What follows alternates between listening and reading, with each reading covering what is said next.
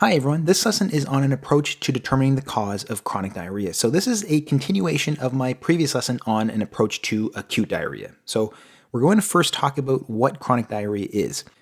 So we have to first define what diarrhea is.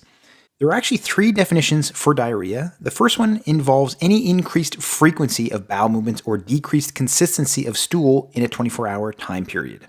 So increased frequency meaning going to the washroom and having more bowel movements than usual, more than your baseline, or having a decreased consistency of stool in that the stool is softer or watery, and this occurs in a 24-hour time period. The second definition involves a more quantitative approach. This definition involves at least 200 grams of dry weight of stool per day. And the third definition of diarrhea is at least 3 bowel movements per day. So these are the three different definitions of diarrhea, and they can be used for different purposes. Oftentimes, what will more likely to be used is the first definition. Now, diarrhea can be further defined into acute diarrhea and chronic diarrhea, and it's going to be determined by how long an individual has had diarrhea. Acute diarrhea occurs for less than 2 weeks. And chronic diarrhea occurs for more than 2 to 4 weeks. So some definitions will state that it's more than 2 weeks. Some definitions will state that it's more than 4 weeks. And in the case where chronic diarrhea is defined as more than 4 weeks, oftentimes that period between acute and chronic diarrhea, that 2 to 4 week time period, would be considered subacute, the subacute period. The reason why we want to define acute and chronic diarrhea is because this helps us determine the cause of the diarrhea. If it is acute diarrhea, it is most often going to be infectious in nature, although it could be the beginning of a chronic diarrhea, as we may not know because we may not have been past that 2-week time period. And then with chronic diarrhea, it's more likely to be a chronic medical condition. And more specifically, it's going to be non-infectious. So we're going to get into all of the medical conditions that cause chronic diarrhea. If you want more information on the causes of acute diarrhea, please check out my full lesson on approach to acute diarrhea. Now, it's important when trying to determine the cause of a chronic diarrhea, we have to look at many different factors in the patient's life. Some of these are going to include family history. So if there's any family history of medical conditions that cause chronic diarrhea, it's important to make note of those. It's also important to know the past medical history of the patient, if there's any recent hospitalizations, the symptom course of the chronic diarrhea, and we're going to talk a bit more about this in more detail in the next slide. It's also important to note some associated symptoms. These can include joint pain or skin findings, and these can help determine the medical condition that is causing the chronic diarrhea. It's also important to note any food sensitivities, any medication use. Some medications can cause chronic diarrhea, and we're going to talk about those in this lesson as well. And then even travel. So although I mentioned that chronic diarrhea is going to most often be non-infectious in nature, some infections can last more than 2 to 4 weeks. So these are often going to be related to travel or sick contacts. So it's important to also think about travel and sick contacts because an infection could be causing chronic diarrhea, and we're going to talk about those infections later on in this lesson. Let's get into more specific details as to the signs and symptoms and associated symptoms of chronic diarrhea. So we mentioned before the definitions of diarrhea, but there are going to be some particular findings with regards to the diarrhea itself. So with diarrhea, there's going to be abdominal pain and cramps. It's important to note the characteristic of the stool. Is it watery or non-watery? Or is it bloody or non-bloody? And these are going to help us determine the cause of the chronic diarrhea. And then it's also important to make note whether the diarrhea occurs with or without eating.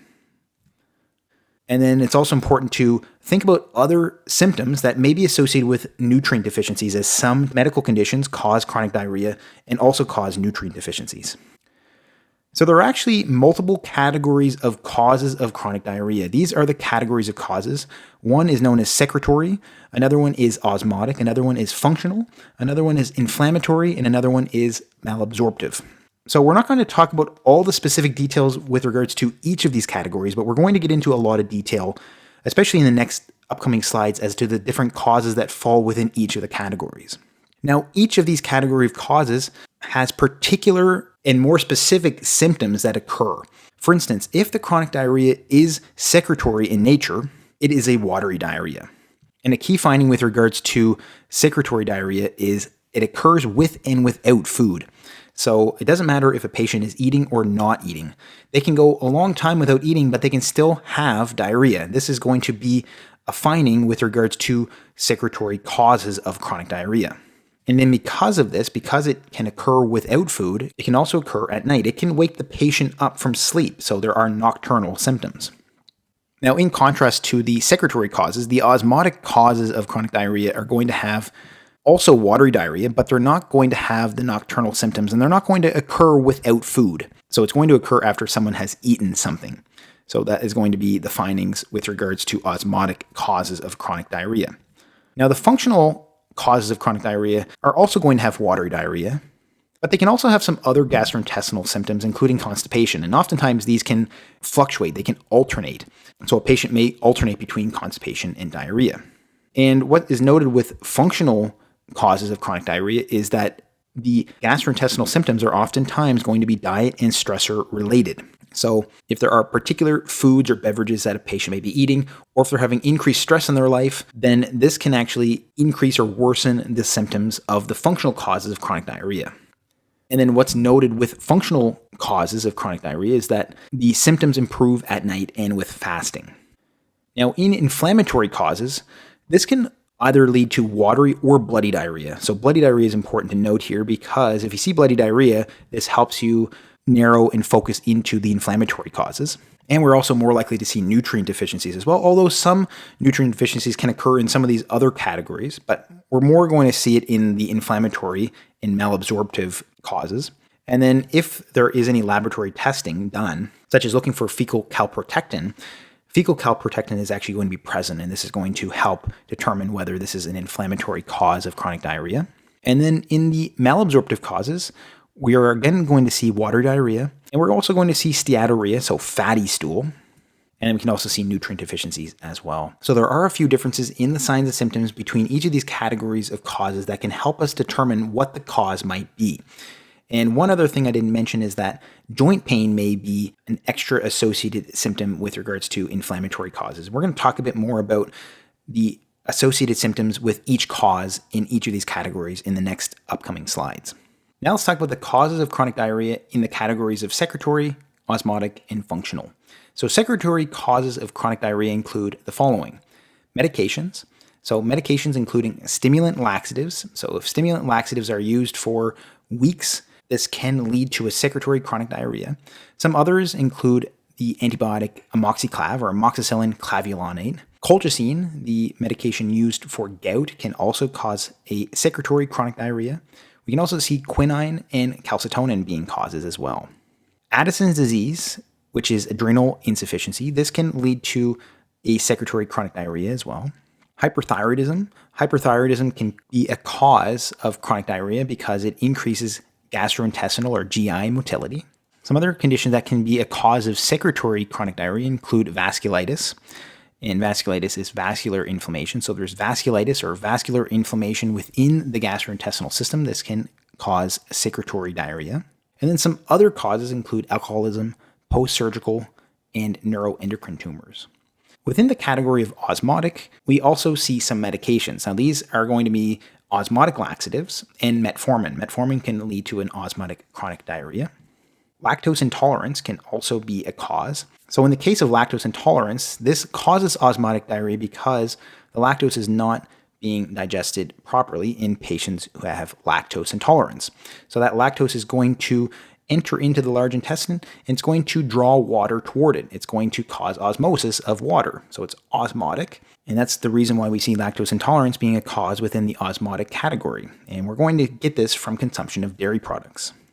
Fructose intolerance is another one. Again, we can see this from eating fruits or especially high fructose corn syrup. And for similar reasons, because it's not being digested and absorbed properly, it's going to enter into the large intestine undigested and unabsorbed, and that's going to lead to water flowing toward it. And then high consumption of sugar alcohols can also be another cause within the osmotic category, and these are going to be sorbitol and xylitol, those types of sugar alcohols. And an example of high consumption of sugar alcohols may be from chewing gum. So sugar-free gum, if an individual chews a lot of sugar-free gum, they're actually ingesting or could ingest a lot of sugar alcohols. Those sugar alcohols can then enter into the large intestine and they draw water toward them as well. And this can lead to diarrhea. And then the cause within the functional category is going to be irritable bowel syndrome. And the symptoms of irritable bowel syndrome are going to be triggered by a variety of dietary and stress-related factors. And some other factors that can trigger symptoms include changes in hormone levels that can occur during the menstrual cycle. And then the other two categories of causes are inflammatory and malabsorptive. So the causes in the inflammatory category include Crohn's disease. Crohn's disease is going to involve inflammation throughout the entire gastrointestinal tract. So inflammation can occur anywhere from the mouth all the way through the gastrointestinal tract to the rectum. Another one is going to be ulcerative colitis. Ulcerative colitis is going to be inflammation within the colon. And each of these is going to have different sets of associated signs and symptoms as well. So with regards to Crohn's disease and ulcerative colitis, there can be some skin findings, there can be some eye findings, and there can be some joint findings as well. And if you want more information on the signs and symptoms of each of these, please check out my lessons on those topics. With regards to each of these, though, it's important to note that with regards to ulcerative colitis, it's going to be a bloody diarrhea, and with regards to Crohn's disease, it's going to be watery diarrhea most often. Diverticulitis is also going to be a cause within the inflammatory category. So this is where there's inflamed diverticula, which can lead to a variety of changes in bowel habits, can lead to bleeding, it can lead to feelings of urinary urgency and frequency and dysuria. If you want more information on diverticulitis, please check out my full lessons on those topics. Ischemic bowel can also be a cause within the inflammatory category. Tuberculosis, so intestinal TB, can be a cause as well. Radiation colitis, so radiation colitis, inflammation in the colon due to radiotherapy. And another important cause within the inflammatory category is Clostridium difficile. Clostridium difficile is a bacteria, it's an infection, and it's going to be related to antibiotic use. Now, we mentioned before that infections, oftentimes the infectious causes are going to be acute diarrhea. This can cause acute diarrhea, but some patients can have long-lasting issues with Clostridium difficile, so this can lead to a chronic diarrhea as well. And then some gastrointestinal cancers can also lead to chronic diarrhea, and these can include colorectal cancer. And some other infections that can be causes within the inflammatory category include viruses like cytomegalovirus and herpes simplex virus. And then in the category of malabsorptive, these include chronic pancreatitis. Chronic pancreatitis is where there is going to be decreased pancreatic enzyme production and release. So pancreatic enzymes are used to help digest fats and proteins, and if they're not around, those fats and proteins are going to not be digested and not going to be absorbed, and they're going to enter into the large intestine, and then water is going to flow toward them and cause diarrhea. Celiac disease is another cause within the malabsorptive category. It's an autoimmune condition due to gluten sensitivity. Lactose intolerance can also be a cause within the malabsorptive category, so it can be categorized as both malabsorptive and osmotic. Chronic cholestasis is another cause within the malabsorptive category, and this is where there's reduced secretion of bile. Bile helps to emulsify fat to help digest and absorb that fat. If it's not released, if there's a reduced secretion of bile, there's going to be reduced fat absorption. This is going to cause malabsorptive issues. It can cause steatorrhea. And then certain infections that are chronic and long-lasting, and this includes Giardia lamblia, which is a protozoal infection that can be acquired during camping. And it's often from consumption of contaminated water. So beaver water, it's also known as beaver fever. If you want more information on that, please check out that lesson on Giardia lamblia.